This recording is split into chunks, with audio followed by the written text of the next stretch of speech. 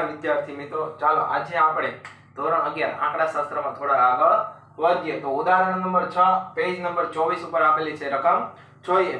તો એક વિસ્તારમાં રહેતા 50 કુટુંબોના બાળકોની સંખ્યા વિશે એકઠી કરેલી માહિતી માટે નીચે પ્રમાણેનું વિતરણ તમને આપેલું છે. તો કે બાળકોની સંખ્યા x 0 1 2 3 અને આવૃત્તિ એટલે કે કુટુંબોની સંખ્યા તમને f આવૃત્તિ આપી છે 10 25 12 3 અને કુલ 50.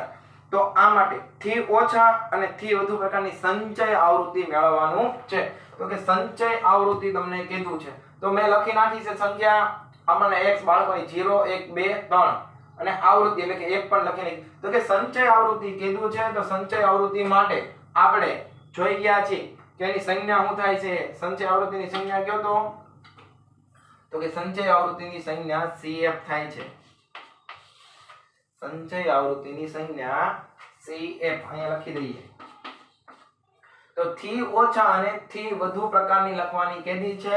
તો થી ઓછા પ્રકારની સંચય આવૃત્તિનો આપણે પહેલા હેડિંગ મારી દીધેલું છે તો ઓલરેડી આપણે ગણતરી કરવાની બાકી છે. તો આ x લખી નાખો 0 1 2 3 થી ઓછા x છે એનાથી 12 જે હશે એ નાની હશે અને x મોટી સંખ્યા. તો x આપણો શું છે અહીંયા તો કે 0 છે લેસ ધેન ઇક્વલ ટુ છે એટલે કે આ કે આનાથી ઓછા. તો કે 0 કે 0 થી ઓછા. તો 0 થી ઓછું કાંઈ છે નહીં પણ 0 તો છે ને. તો કે આ 0 ની આવૃત્તિ કેટલી છે તો કે 10 બરાબર 10.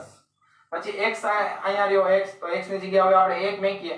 1 કે તેથી ઓછા તો 1 થી ઓછા કેટલા છે 0 છે અને 1 છે. તો 1 ની વેલ્યુ કેટલી છે 25 વત્તા 1 થી ઓછા તો કે 0 0 ની વેલ્યુ કેટલી છે તો કે 10. બાકીનો આપણે હવે કેલ્સીમાં કરશું.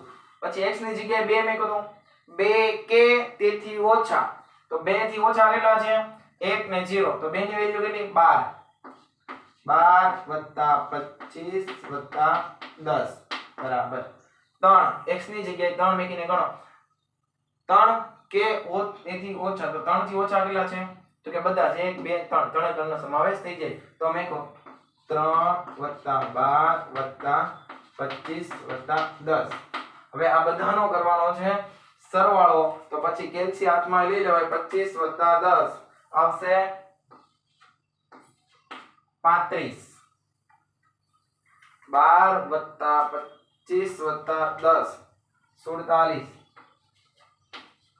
અને આમાં ખાલી એડ કેટલા કર્યા છે આ બધાનો ટોટલ થઈને 47 થયો. તો ખાલી આ એક જ બાકી રહે તો વત્તા 3 કરી દો એટલે તમારો કેટલો આન્સર આવશે. આ તમારી થી ઓછા પ્રકારની આવૃત્તિ.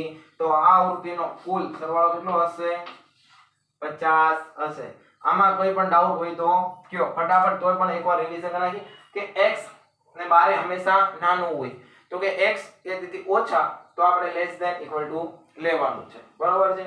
તો આનાથી નાનું આનાથી નાનું તો હંમેશા આપણને ખ્યાલ આવે કે આમાં 10 પછી બીજીની એક ત્રીજી એક એટલે કે એક એક સંખ્યામાં એડ કરતી જવાની છે. 10 માં પછી 25 25 માં પછી આ 12 એડ કર્યા પછી 3 એટલે કે કેવો ને ક્રમશઃ વધારો થતો જાય છે. આનું કે થી ઓછા પ્રકારનું સંચય આવૃત્તિ વિતરણ. ચાલો લખી નાખો. પછી આપણે જોઈએ થી વધુ પ્રકારનું આવૃત્તિ ઓછા પ્રકારનું લખાઈ ગયા બાદ હવે જે જોવાનું છે થી વધુ પ્રકારનું સંચય આવૃત્તિ વિતરણ છે. તો એ જોઈએ થી વધુ પ્રકારમાં.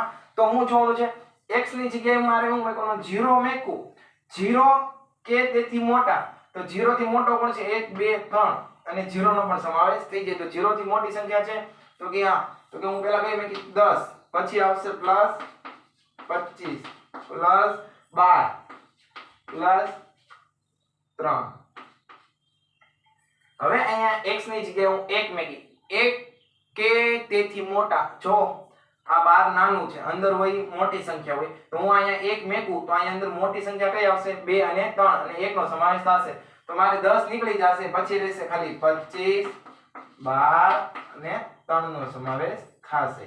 એની પછી આગળ વધીએ 2 x ની જગ્યાએ 2 મૂકું 2 કે તેથી મોટા. તો 2 થી મોટું કોણ છે એક 12 છે અને એટલે કે 3 છે. અને હવે 3 કે 3 થી મોટા, 3 થી મોટું તો કોઈ છે જ નહીં, અહીંયા ઓન્લી ફોર 3 આવશે. ચાલો કેલ્સી લઈ લો અને ફટાફટ આનો ટોટલ કરી નાખો.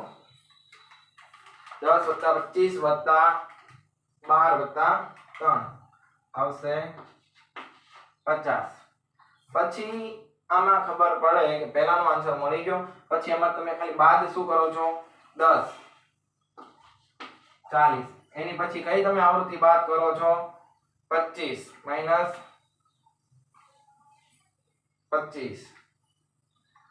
એટલે કેટલા આવશે? 15. અને તો આ હતી આપણી થી વધુ પ્રકારની સંચય આવૃત્તિ. થી વધુ અને થી ઓછામાં લોચા ન મારતા. x ક્યાં આવે એ તમારે જોવાનું અને પ્રેક્ટિકલ કરવાનું છે કે x ની જગ્યાએ 0 મૂકી દો અને પછી 0 કે તેથી વધુ સંખ્યા, તો કે 0 નો કે તેથી વધુ સમાવેશ થઈ જાય, તો કે હા, અને એથી વધુમાં તો કે 1 2 3 નો સમાવેશ થાય. 1 કે તેથી વધુ તો 1 થી નાનો છે એટલે વધુમાં સમાવેશ 0 નો થશે નહીં, પરંતુ 2 નો સમાવેશ થશે. કેમ? કે 1 કરતા મોટા છે. આ કોલમ ઉદાહરણ નંબર આપણું 6 છે, એટલે કે સંચય આવૃત્તિનો પહેલો દાખલો છે, એટલે આ કોલમ બનાવ્યું છે. હવે પછીના એક પણ દાખલામાં આવું કોલમ બનાવવાનું રહેશે નહીં. ખાલી સમજી જવાનું કે અહીંયા x ની જગ્યાએ આનાથી મોટું કોણ હોય છે એ સમજૂતી માટે પહેલું ઉદાહરણ હતું, એટલે આટલું વ્યવસ્થિત અને આટલું ધીરે ધીરે ભણ્યા. નેક્સ્ટ દાખલો એટલે કે આની પછીનો હશે એમાં આ કોઈ કોલમ બનાવવાની જરૂર નથી. હવે આની પછીનો દાખલો હોય વર્ગ વાળો, તો ઓન્લી ફોર વર્ગની આવૃત્તિ જ લખવાની રહેશે. એ પણ આપણે સમજશું કે પહેલી વારનો દાખલો હશે, એમાં ધીરે ધીરે પછીના દાખલા સ્વાધ્યાયના હશે, એમાં થોડો ક્રમશઃ વધારે ખાસ ભણશું. ચાલો આ લખી નાખો. આમાં કંઈ પણ ડાઉટ હોય તો કોમેન્ટ કરીને જણાવજો.